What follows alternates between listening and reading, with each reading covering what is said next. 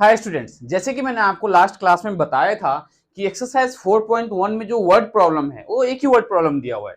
मैंने आपको कहा था लास्ट क्लास में कि मैं आपके लिए 2 से 3 वर्ड प्रॉब्लम लेके आऊंगा, जिससे आपका वर्ड प्रॉब्लम का कॉन्सेप्ट जो है बहुत ही अच्छे से क्लियर हो जाएगा। तो आज की क्लास में एक जो फर्स्ट क्वेश्चन है ये आपका एक्सरसाइज 4.1 का है, और ये जो सेकंड और थर्ड क्वेश्चन है ये मैंने आर.डी. शर्मा से क्वेश्चंस लिया है जो क्लास 9th का है। तो सबसे पहले हम फर्स्ट क्वेश्चन को कैसे सॉल्व करेंगे, इस टाइप के क्वेश्चंस में हमें कैसे सॉल्व करना है, कौन सा मेथड यूज करना है, आइए देखते हैं। सबसे पहले क्वेश्चन रीड करो। क्या दिया हुआ है आपके पास? The cost of notebook is twice the cost of pen. जो कॉस्ट ऑफ नोटबुक है वो क्या है? ट्वाइस है। किसका ट्वाइस है? तो कॉस्ट ऑफ पेन का। पेन का जो कॉस्ट है उसका ट्वाइस कॉस्ट क्या है? नोटबुक का है। चलो ठीक है। Write the linear equation in two variable to represent this statement. इस स्टेटमेंट को जो है आपको linear equation in two variable में रिप्रेजेंट करना है।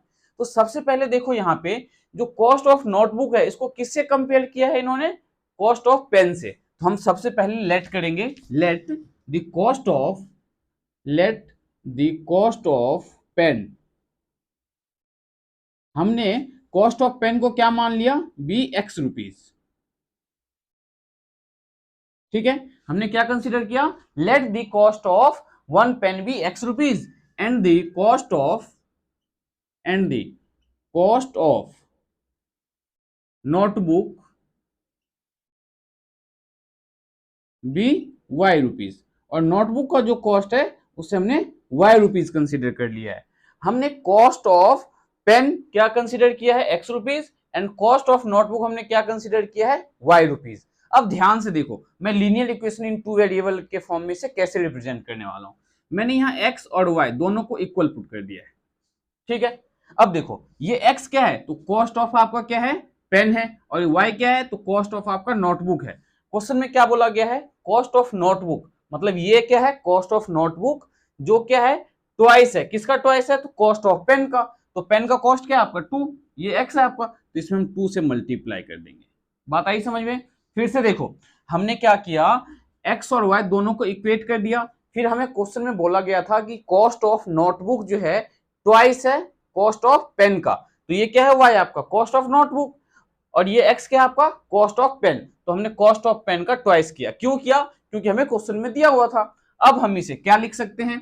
तो ये हमारा इक्वेशन फॉर्म हो गया। अब हम इसे linear equation in two variable के फॉर्म में रिप्रेजेंट करेंगे। तो कैसे लिखोगे आप? 2x, y को लेफ्ट साइड लाओगे तो माइनस का y इक्वल्स टू 0।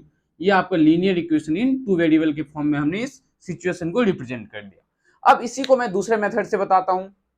अगर यहाँ पे और ध्यान से देखो, कॉस्ट ऑफ, जैसे कि मैंने कॉस्ट ऑफ पेन को एक्स लिया था।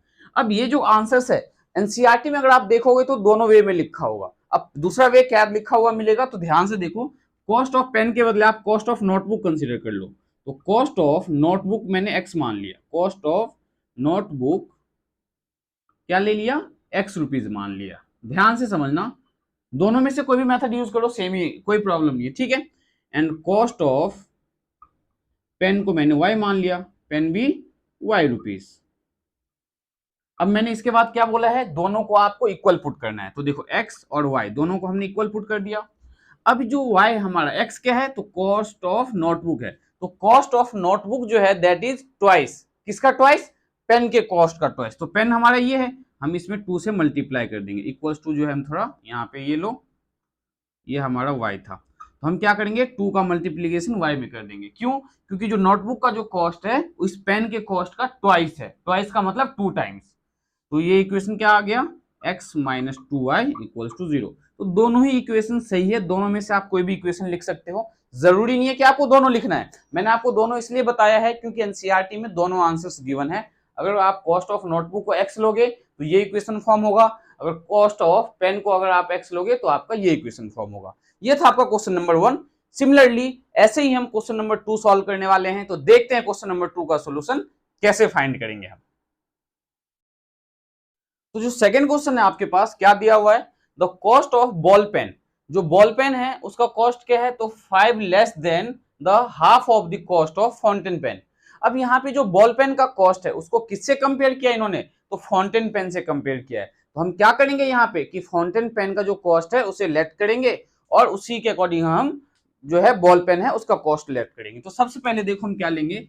Late the cost of fountain pen, fountain pen मतलब जेल पेन, ठीक है। Let the cost of fountain pen be x rupees, हमने फाउंटेन पेन की जो कॉस्ट है उसको एक्स रुपीज कंसीडर कर लिया है, and the cost of ball pen be y rupees. अब देखो, मैंने आपको क्या बोला है कि इन दोनों को हम इक्वल पुट करेंगे, मैंने x और y दोनों को इक्वल पुट कर दिया, ठीक है। अब ध्यान से देखो, जो कॉस्ट ऑफ बॉल पेन है वो 5 रुपीज लेस है, किसके लेस है, तो half of the cost of fountain pen. तो फाउंटेन पेन कौन सा है हमारा, x है, ये इसका हाफ, तो इसका हाफ क्या हो जाएगा, x/2, है ना। x/2 में भी 5 लेस है, मींस इसमें से हमें -5 करना पड़ेगा, माइनस का 5, तो ये इक्वेशन क्या बनेगा आपका, -5 इक्वल्स टू y। देखो ध्यान से, द कॉस्ट ऑफ, बोला गया था the cost of a ball pen is 5 less than the half of the cost of fountain pen. Fountain pen का जो कॉस्ट है उसके हाफ से भी 5 कम है, तो फाउंटेन पेन का कॉस्ट क्या है, x है, हाफ इसका तो x/2। अब 5 लेस है तो मैंने -5 किया, अगर क्वेश्चन में लिखा होता the cost of ball pen is 5 less के वजह अगर मोर लिखा होता यहाँ पे तो हम यहाँ पे +5 करते, ठीक है। लेकिन इन्होंने बोला था 5 less than half of the cost of the fountain pen, fountain pen के कॉस्ट के हाफ से 5 कम, तो फाउंटेन पेन के कॉस्ट के हाफ से 5 कम किसका कॉस्ट होगा, तो बॉल पेन का कॉस्ट होगा। बात आई समझ में।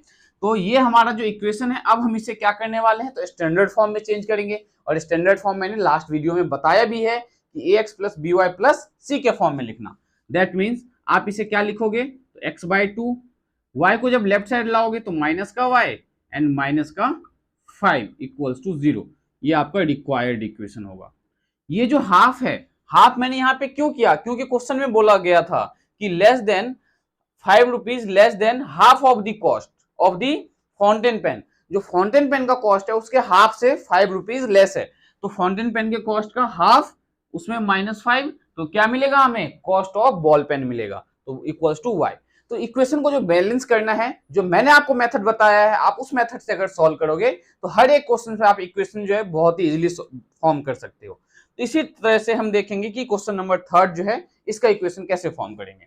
तो क्वेश्चन नंबर 3 देखो क्या दिया हुआ है आपके पास, अ लैंडिंग लाइब्रेरी, एक लैंडिंग लाइब्रेरी है, मींस लाइब्रेरी जो रेंट पे आपको बुक्स अवेलेबल करवाते हैं, has fix charge for the first 3 day, उसका फिक्स चार्ज, अगर आप 3 दिन के लिए बुक लेके जाते हो तो उसका फिक्स चार्ज है, and an additional charge for each day thereafter, उसके बाद आप जितने दिन भी बुक्स को रखोगे उसके लिए एक्स्ट्रा चार्ज है। मतलब ये है कि 3 दिन तक अगर जो अमाउंट फिक्स है उसके बाद पर डे का चार्ज मान लो 5 रुपीज है, तो 5 रुपीज आप जितने दिन रखोगे बुक उतने 5 रुपीज आपको एक्स्ट्रा पे करना पड़ेगा, ठीक है। क्वेश्चन फिर से पढ़ो, a lending library has fix charge for the first 3 day, first 3 day के लिए तो फिक्स चार्ज है, but and an additional charge for each day thereafter, उसके बाद जितने दिन भी आप बुक्स रखोगे उसके लिए एडिशनल चार्ज है।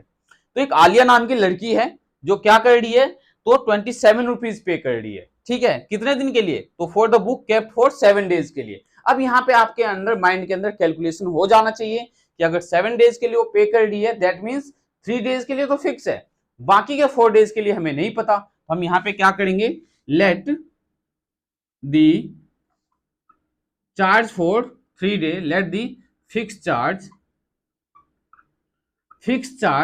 for 3 days, let the fixed charge for 3 days will be x rupees. 3 दिन के लिए जो फिक्स चार्ज है वो मान लेते हैं हम, क्या है हमारे पास, x rupees, means lending library जो है, लाइब्रेरी वाला जो 3 दिन के लिए चार्ज कर रहा है उसको हमने x रुपीज मान लिया, and charge for per day, and charge for per day, charge for per day, बाकी के पर डे के लिए जो चार्ज है वो हमने y रुपीज मान लिया, y रुपीज।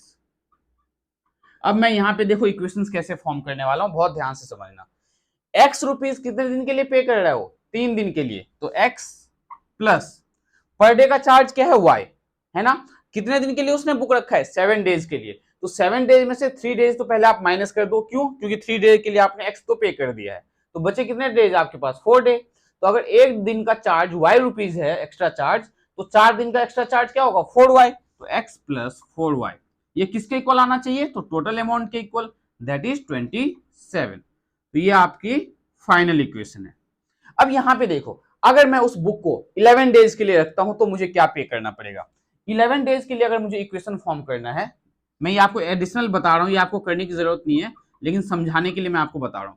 11 डेज के लिए देखो आप कितना पे करोगे, तो 11 डेज के लिए 3 डेज जो है 3 डेज के लिए चार्ज फिक्स है, एक्स देना है आपको, एक्स प्लस, तो 11 में से 3 माइनस करोगे तो क्या आएगा 8, तो 8 डेज के लिए मींस पर डे का चार्ज y है, तो 8 डेज का चार्ज क्या होगा 8y, तो x plus 8y equals to जो भी आपका 11 डेज का चार्ज उन्होंने बोला होगा, मान लेट से 60 बोला तो इक्वल्स टू 60 पुट कर देंगे। इस क्वेश्चन में हमें 27 बोला था तो हमने 27 पुट किया था। 11 डेज के लिए आपको चार्ज बता देगा टोटल कितना आपने पे किया है, तो इक्वल्स टू जो भी अमाउंट आपको बोला जाएगा उसके इक्वल पे कर देना। तो आज की क्लास में बेसिकली मैंने आपको क्या करवाया है कि एक्सरसाइज 4.1 में जो वर्ड प्रॉब्लम दिया हुआ था, एनसीईआरटी वालों ने एक ही दिया था, मैंने आपको 2 एक्स्ट्रा क्वेश्चन जो है आर डी शर्मा का करवाया है, जिससे आपका जो कॉन्सेप्ट है बहुत ही अच्छे से क्लियर हो जाए। तो अब मैं आपको नेक्स्ट क्लास में, जैसे मैंने आपको बताया हुआ है कि ईच एंड एवरी चैप्टर्स के according to new NCERT syllabus each and every chapters हम कवर करने वाले हैं। तो नेक्स्ट क्लास में हम एक्सरसाइज 4.2 का इंट्रोडक्शन करेंगे, देन एक्सरसाइज 4.2 स्टार्ट करेंगे। तो मिलते हैं स्टूडेंट्स नेक्स्ट क्लास में एक्सरसाइज 4.2 के इंट्रोडक्शन के साथ।